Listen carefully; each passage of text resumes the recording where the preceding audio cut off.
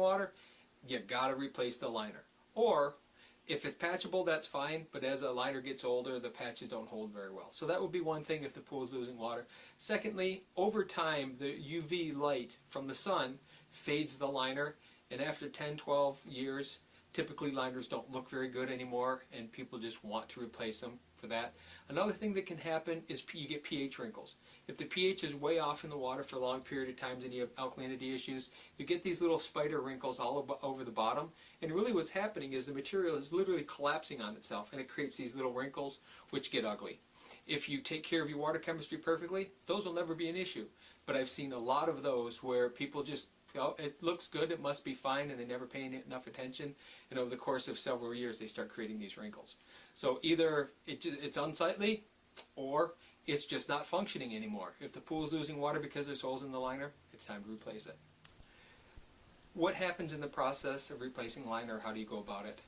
Ideally, come out, you measure it, see what the liner is, see what you're looking to do, and there's typically a process of from the time the liner is drawn out or measured out to it being designed in the factory and then being built and shipped. There's a couple week window typically. So if you wanted a liner today, bare minimum, it's going to take a couple weeks for it to even come in, just purely because of the process. Beyond that, it's usually a 1 to 2 day process. Draining the pool, and it depends on what's underneath. There's easily a day of prep work on the underside to get that ready for the liner. And once you're putting the new liner in, it's a matter of hours, and then the liner's installed, and a matter of filling the pool up and then cutting everything back in. So typically 2 weeks to get the liner, 2 days to install it, and you're done. 20 mil versus 30 mil doesn't matter. You'll see some people say 20 gauge versus 28 gauge. That's the thickness of the material. And 28 mils versus 20 mils, there's certainly a thicker material. It's a noticeable feel. In terms of a general use, I would say that 20 or 28 is fine. I do know that in a simpler install, the 28 or 30 gauge is easier to work with. In a difficult install, the 20 gauge is much easier to work with. The more difficulty we have with curves and trying to fit over benches and on seats and different things and hard corners, 20 gauge is a little more flexible, not quite so stiff. And then another question I get is, what is a liner going to look like? How do I pick a liner? Well, if we look at the back of the material, this will indicate a lot of how the pool is going to look. If we have a white backing with a print, we're going to have a lighter color. So there's all different types of prints that you can get. It's just that look for the white backing. If it's a whiter backer, the pool is going to be lighter. If it's a lighter the blue or the darker the blue, these, if you look at these, they're not all the same. The different colors in blues. Here's a good example of two different blues. The darker the blue background, the darker the pool, and it's going to give you that really deep, deep royal blue look.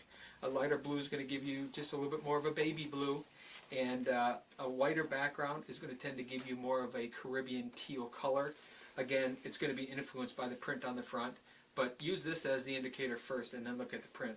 Now the difference between these two, both with white backgrounds, is one is going to give you a really bright, almost, this one I would imagine is going to give you a not even real looking blue when it comes to water. This one is going to be more natural. So this is going to have a really bright, bold look to it. This is going to be a little bit more subtle of a teal blue. So that's kind of my recommendation when you do that. There's also, what I do like a lot is browns and blacks as a backing. It seems like they wouldn't look real good in water, but realize that the color of the water comes from the reflection of the sky, not from the base color. So the water is going to be blue, it just depends on the pattern, the darkness of blue. There's also a pattern, this is called tie-dye. A lot of different manufacturers make it. This is a really dark, dark liner, and its intent is to keep the water warm. Whether it does or not, I couldn't tell you. I do know though, if you choose this liner, it tends to wear out much quicker. It bleaches, and the UV light from the sun really, really seems to tear this up. And what happens is the liner gets really brittle. So that would be my hesitation with that, although I've been told, I haven't seen the proof of it, but I've been told that the water stays warmer because it's dark. So what happens, how is a liner made? And let me give you just a quick background in terms of how a liner is made. Well, this material, pick any one of these materials, comes in roughly 5 to 6 foot wide rolls, and is computer CAD designed based on the shape of the pool, and then all individually cut pieces, and then the pieces are ultrasonically seamed together.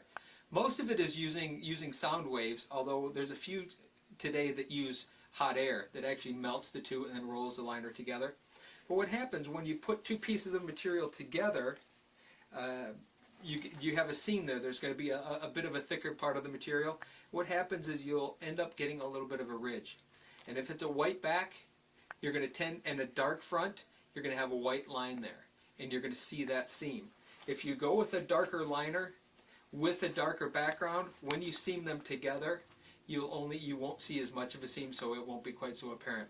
Although, again, with some of the newer technologies using hot air versus using the ultrasonic welding, those seams are less, because what's happening is you're not rolling out as much of that material as it squeezes together, and you tend not to see the seams.